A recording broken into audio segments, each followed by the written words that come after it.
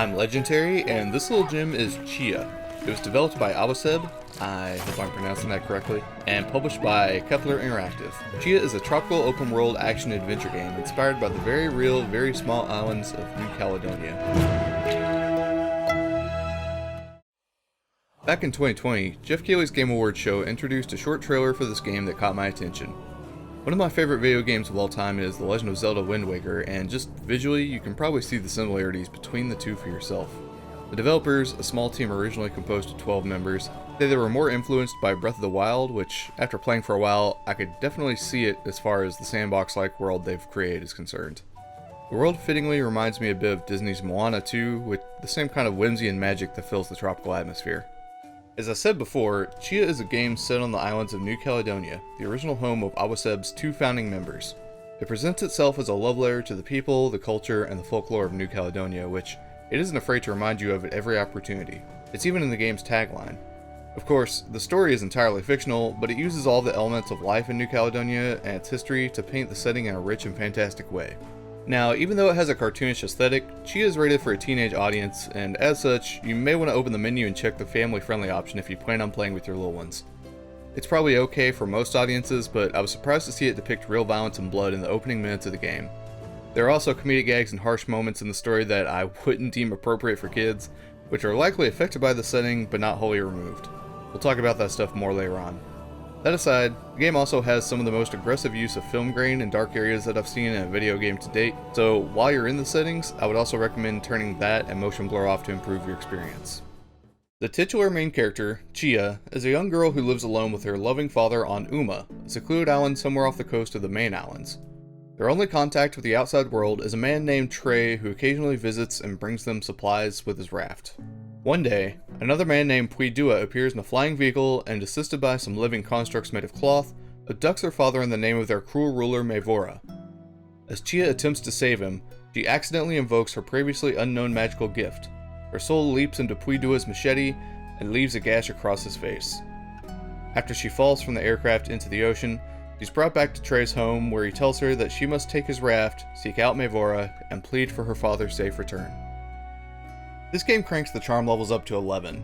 The Pacific Island feel of the world is beautifully molded with remarkable lighting, stunning skyboxes, and water that looks good enough to drink.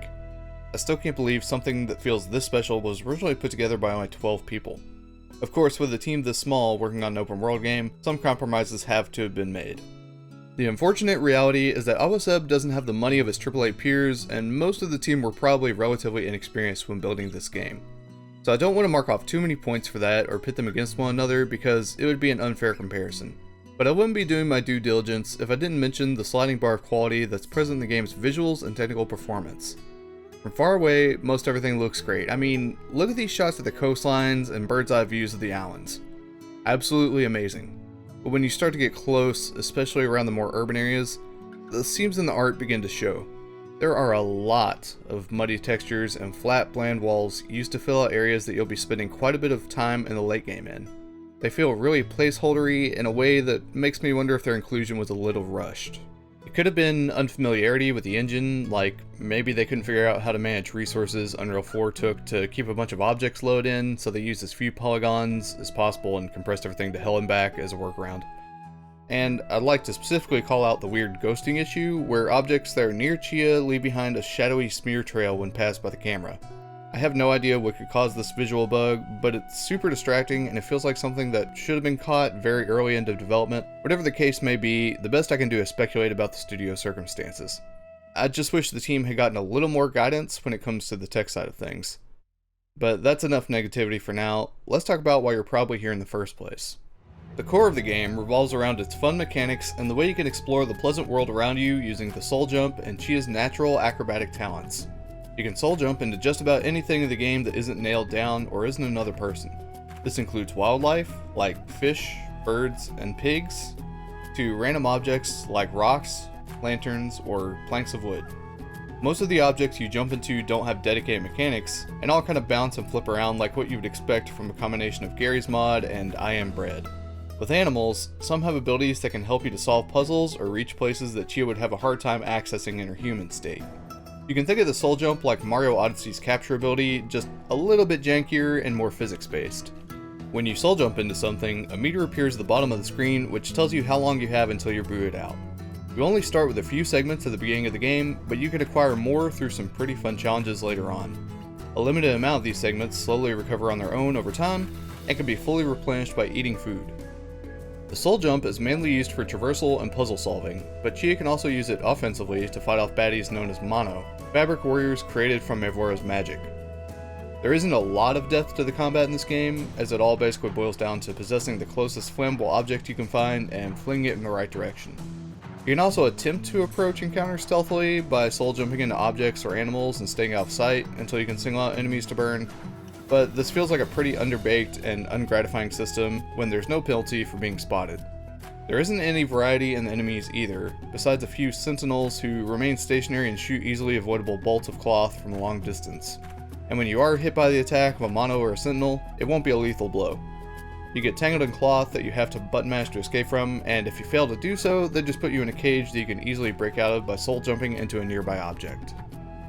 And while you're here, how about you soul jump into that like and subscribe button? I'm so sorry. Tchia can also pull off a handful of athletic feats on her own when she isn't commandeering something else. She can climb anything, slide down hills, pull off aerial spins and dives, use treetops as catapults, and pull out a makeshift hang glider to soar through the air. These skills can be chained together to give you a lot of momentum, which feeds into the natural fun this game generates. Much like Breath of the Wild, most of the entertainment you'll find in the game comes from the way that you'll get from point A to point B, and not necessarily from reaching the destination. When you combine these tactics with soul jumping, the entire world of Tchia becomes your oyster. Something that might get in your way while trying to explore is the map system, and I mainly have 3 complaints about it. In full screen mode, the map shows a ton of detail and icons for different activities and landmarks, which is great, but for some reason, the icons are unnecessarily tiny and remain that way even as you zoom in. Hovering over them gives you the name of the thing, but it takes an extremely delicate touch to find the right place for that to happen. Point 2 is that the map never actually shows you where Tchia is located, only her last known location, which is assigned by visiting signposts. You can also press a button to hear her describe where she thinks she may be based on her surroundings, with the map giving you a dotted ring with far too large of a radius to be helpful in any way. I get that it's supposed to be charming, but really it just hinders your experience when you need to visit specific places and becomes annoying. And third, a small version of the map can be snapped to the side of the screen at any time, but it literally covers almost half of your screen alongside descriptions for your objectives. You're much better off pressing the button again for the compass, which shows the direction of your current objective marker. But this too is more complicated than it should be, as you can only drop 1 pin on your map at a time to follow with a compass. But anyways, back to what I was saying before. Some of my most enjoyable moments were the ones like finding out that you could soul jump into a rock, roll down a hill, bounce, and then launch the rock skyward, only to soul jump back into the rock, propel it even further through the air, and then repeat the process to cover miles of land by the time the meter ran out. I don't know if Tchia's popularity will balloon like the way some other notable indie games have, but I really hope to see the speedrun community eventually take it for a spin. The movement tech is extremely fun and easy to grasp, and it just feels right for that kind of thing. I haven't even mentioned another core part of the game, which is music. A large part of culture everywhere is an appreciation for music and the way it brings together communities, no matter the barriers that make us feel separated or different from one another. It's hard not to love a lot of the original soundtrack here, as we don't get a lot of things in this style very often in video games. A lot of the sound is made up of gentle strings, vocal choruses, woodwinds, and improvised percussion instruments that give you a real appreciation for your natural surroundings. Awaceb went out of their way to find musicians and voice actors who were local to the islands and to showcase the instruments that are traditionally used there. Through Tchia's journeys, she finds herself at the center of many musical encounters and celebrations, and plays along on her own ukulele or another instrument depending on the circumstances. These segments play out as Guitar Hero style minigames without any real fail state, and can be bypassed with the press of a single button if you just feel like listening and watching along. Speaking of minigames, the islands of New Caledonia have many extracurricular activities. Very early on, you're given a treasure map that leads you through a side quest, which rewards you with a series of hidden chests full of cosmetics and additional behind-the-scenes lore. There are also races that take advantage of almost every gameplay mechanic, from running and sliding on foot, to soul jumping into a certain animal, to maneuvering your raft through a course.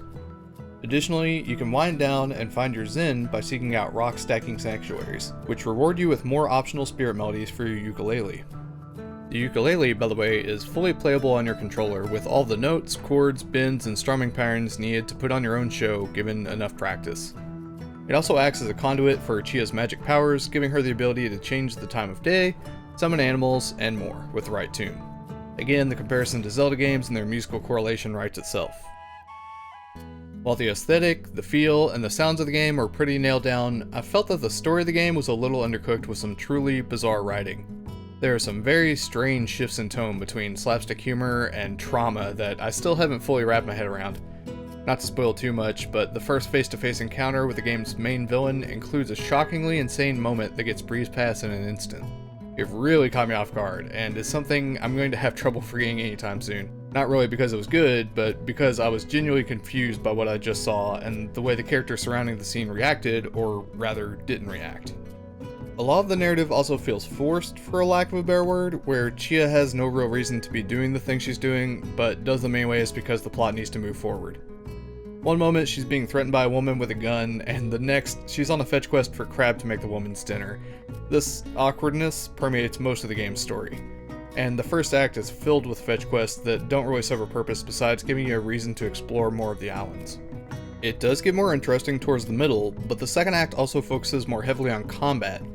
Again, the combat here isn't winning any awards for innovation.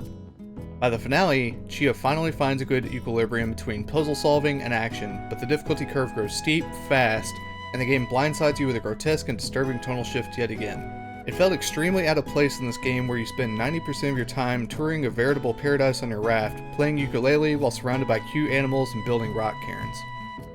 While I don't think the story gave me what I was looking for personally, there were some really impactful and heartfelt moments that offset the weirdness, if only by a small margin. I definitely got goosebumps at a few unexpected turns of events, and it kept me guessing at what might happen next.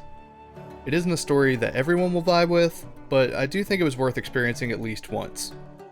Awaceb has planted some seeds and left some unanswered questions for a future installation if they decide to revisit the world they've created. Whether or not those questions are interesting enough is another conversation. All in all, I don't feel that my time was wasted playing Tchia, but I also wasn't really captivated by it beyond the enjoyable gameplay and the gorgeous setting. For better and for worse, Tchia is going to be many people's new cultural touchstone for a little place called New Caledonia, and I think that Awaceb should be proud of the work they've put in here. This is such an ambitious undertaking for an indie studio's first project, and I want to congratulate them for following through. This game gives you the freedom to find your inner child in a tropical region filled with heart and wonder, with some slightly unpleasant missteps along the way that I hope Awaceb is able to remedy in their future titles. Tchia is an appealing ride with some flaws that many won't be able to overlook, but I think I could still recommend it to those who want a refreshing experience and something that sets itself apart from the ordinary. Tchia receives a 6.5 out of 10.